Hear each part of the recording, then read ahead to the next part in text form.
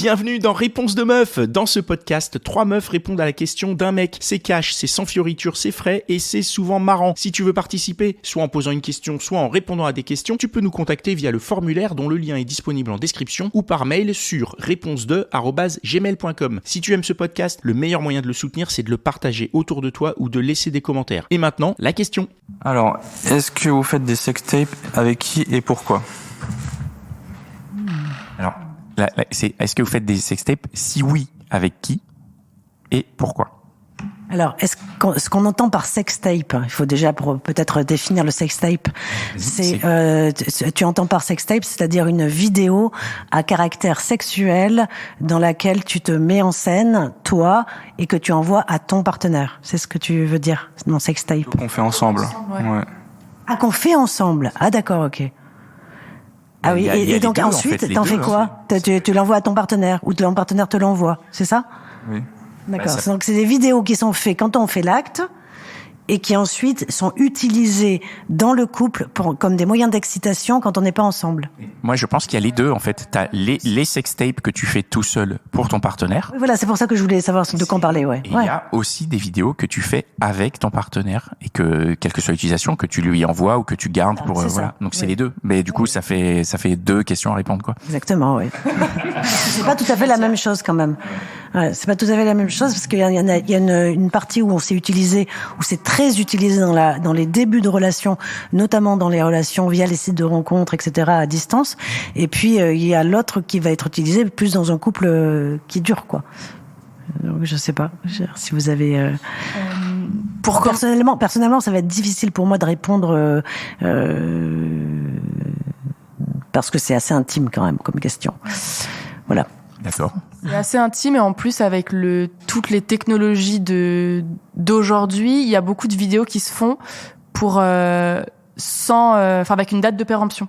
Sur les applications, il y a beaucoup de vidéos que tu peux envoyer uniquement avec une vue unique et ensuite qui se suppriment automatiquement. Donc c'est pas forcément pour les garder et justement se masturber dessus. WhatsApp, par exemple, c'est comme ça. Hein. WhatsApp, maintenant toutes les applications s'y sont mises. Je crois qu'Instagram aussi fait ça.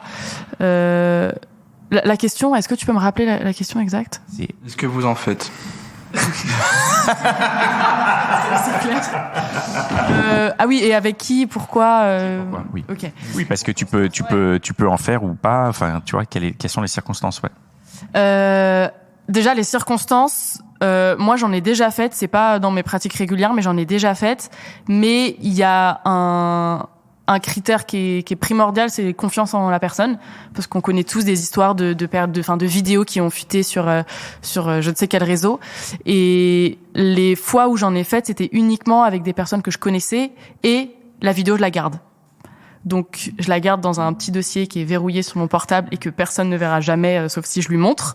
Parce que je pense que les mecs, puisque à chaque fois c'était avec des hommes, les hommes ont plus de facilité, en général, en tout cas ceux avec qui j'ai eu des relations, ont plus de facilité à faire ce genre de vidéos et à se dire, au pire, elle fuite, c'est pas grave. Alors que les filles, pour moi, en tout cas, je suis plus dans si ça fuite, j'ai pas trop envie qu'on voit mon cul. Je peux me dire mon cul. Ouais. Oui, tu peux dire ce que tu veux. J'ai pas envie que mon cul il soit sur Pornhub ou je sais pas quoi. Donc j'ai déjà fait, mais c'est pas régulier parce que j'ai pas envie que ça fuite. Et si j'ai envie d'en refaire, ce sera avec mon portable. Il y aura pas de cloud connecté, il y aura rien avec tous les dangers. Donc voilà. Et quand tu l'as fait, parce que souvent c'est quand même à la demande des hommes.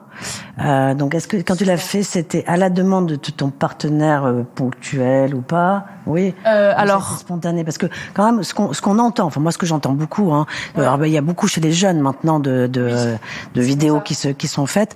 Donc, les conseils voilà. Donc, toi, c'était à la demande de l'homme ou c'était spontanément ? Il y avait les deux. C'était soit mon initiative, soit celle de l'homme. Après.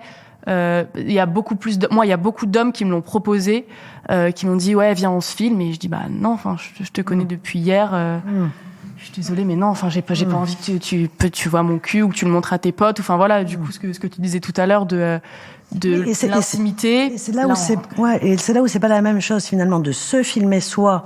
Voilà, en termes et puis d'envoyer là, je parle juste des vidéos ensemble, filmées ensemble. C'est ça. Donc c'est pas la même chose. Se filmer soi, où on peut effectivement ne pas montrer sa tête, etc. Et donc maintenir quand même un anonymat. Et on se dit, même si la vidéo fuite, il y aura pas quand même grande conséquence, que de se filmer avec son partenaire. Et là, on ne sait pas de quoi, qu'est-ce qu'il va faire de la vidéo. C'est ça.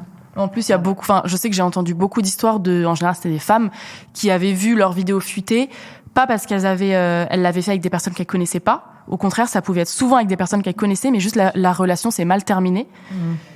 Et du coup, revenge porn, tout ça, c'est des choses qu'on entend malheureusement beaucoup trop. Et en fait, ça peut être n'importe qui. Donc, même moi, je parlais de confiance tout à l'heure. On sait jamais. Donc, c'est pour ça aussi que je préfère le garder sur mon portable. Comme ça, moi, je sais j'ai pas d'animosité envers quiconque. Et donc, ça me viendrait jamais à l'esprit de me dire, je vais envoyer la vidéo à même une copine. Jamais de la vie. C'est pour moi et c'est quand j'ai envie de la regarder ou pas. Mais je pense que la majorité des hommes sont comme ça aussi. C'est qu'ils le diffusent pas non plus. Vraiment. Je pense, parce que sinon on serait envahi de vidéos sur les réseaux sociaux.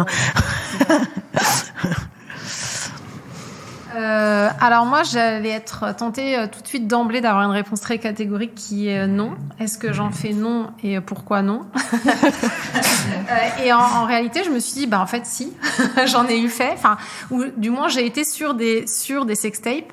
Alors, dans le cadre d'une relation avec mon concubin, avec qui je vivais. Et qui, de toute façon, par nature, était toujours celui qui pensait à tout immortaliser quand on allait en voyage. Moi, je ne pensais jamais à sortir vidéo parmi tant d'autres. En fait, j'ai jamais le réflexe de prendre une photo, de prendre une vidéo, et c'était toujours lui. Et finalement, il y a eu beaucoup de moments de notre vie qu'on a filmés.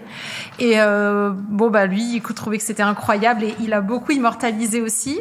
Et j'ai eu ce petit truc quand la relation s'est terminée et qu'elle s'est pas, c'est plutôt bien terminé. Puis après un peu moins bien après coup, quand même cette crainte de est-ce que vraiment je peux te faire confiance, est-ce que tu vas effacer, promets-moi que tu vas effacer. Moi j'en ai gardé quelques-unes et je suis ravie 10 ans après de les avoir. Donc on peut imaginer qu'il a fait pareil. Donc on peut imaginer, mais après ça demande une logistique par rapport au téléphone. Il y a une différence entre garder pour soi et ensuite diffuser. Voilà. Moi je pense que c'est très rare quand même globalement les hommes et encore moins les femmes qui diffusent. Alors on le voit chez les très jeunes. Mais plus parce qu'ils n'ont même pas l'idée que ça peut faire du mal en fait chez les très jeunes. Donc ce qui est abouti à des harcèlements, etc. C'est une catastrophe d'ailleurs. Mais d'ailleurs, quand tu dis il immortalise beaucoup, donc tu parlais de ça, d'actes sexuels, c'est ça? Non, pas nécessairement de moments de vie, de délire, donc ça veut dire que même ça, tu voulais qu'il supprime des moments de vie? Non. Une fois que la relation est terminée, parce que c'est ça que j'ai du mal. Je peux comprendre qu'une fois la société. Le côté intime que j'aurais voulu qu'il n'existe plus entre nous. Donc j'aurais aimé qu'il supprime tout. Parce que je voulais pas qu'il garde ça de moi. C'est comme si je voulais que ça s'est passé au moment où on était ensemble, mais maintenant qu'on n'est plus ensemble, je voudrais j'aurais voulu que ces vidéos elles n'existent plus, non seulement pour une question de confiance, de peur que ce soit divulgué ou que par erreur que ce soit mais tu parles de vidéos banales. Non, de sextape. Là, je parle. Ah, d'accord, ok. Mais après, les autres moments de vie. Je comprenais pas, en fait. Après, les autres moments de vie, j'ai pas de souci à ce qu'il les ait gardés. Simplement, il y avait ce côté, effectivement, de confiance, de peur que ça puisse, quand la relation se termine, que ça puisse, alors, à l'époque, il y avait pas vraiment, je pense que Snap n'existait même pas. Il y avait plein de choses qui n'existaient pas et on n'était pas encore dans le revenge porn. Et ça s'était fait très naturellement. Et effectivement, c'était à son initiative à lui. Et je pense que dans le désir et dans dans l'excitation, je pense que lui, ça devait correspondre à quelque chose et puis il doit y avoir un rapport au porno aussi qui rentre en jeu, où ils veulent revoir un peu la scène dans laquelle ils étaient et leur performance. Ouais, peut-être. Après, il y a effectivement une deuxième forme qui est dans une relation à distance où là, moi, j'ai pu effectivement. Du coup, est-ce que c'est une sextape? possiblement être à 6000 km et envoyer une vidéo. Alors pour le coup, il y avait je pense qu'il n'y avait pas le même sentiment parce qu'il y avait une notion, à mes yeux, davantage d'égalité puisque c'était à une femme. Donc du coup, il y avait pas les mêmes paramètres et il y a une présupposée bienveillance. Et j'ai aucun doute sur le fait que ça fuitera pas et voilà. Et en plus, c'était quand même nombreuses années plus tard et j'ai pas nécessairement montré mon visage ou alors quand je le fais. Enfin voilà. Et puis elle en avait fait. J'en avais autant sur elle qu'elle en avait sur moi. Donc je pense que s'il y avait dû y avoir une fuite, j'étais autant voire plus armée qu'elle. Et donc dans la vulnérabilité, dans ce qu'elle a montré d'elle, je pense qu'il y avait une réciprocité et le fait qu'il y avait un consensus. Très bien. Très bien. On estime que la question est répondue. Oui. Merci beaucoup. Merci. Et voilà, c'est tout pour aujourd'hui. J'espère que l'épisode t'a plu. Si c'est le cas, partage-le autour de toi. Si ça se trouve, il y a quelqu'un dans ton entourage qui a besoin d'entendre ce qui s'est dit dans cet épisode. Et si t'as envie d'en découvrir encore plus, tu peux aussi aller écouter Réponse de mec, c'est complémentaire. Et si t'as envie de participer, soit en posant une question, soit en répondant à des questions, tu peux nous contacter sur réponse2@gmail.com ou passer par le formulaire. Le lien est disponible en description. Encore merci pour ton attention. On se retrouve ici même la semaine prochaine.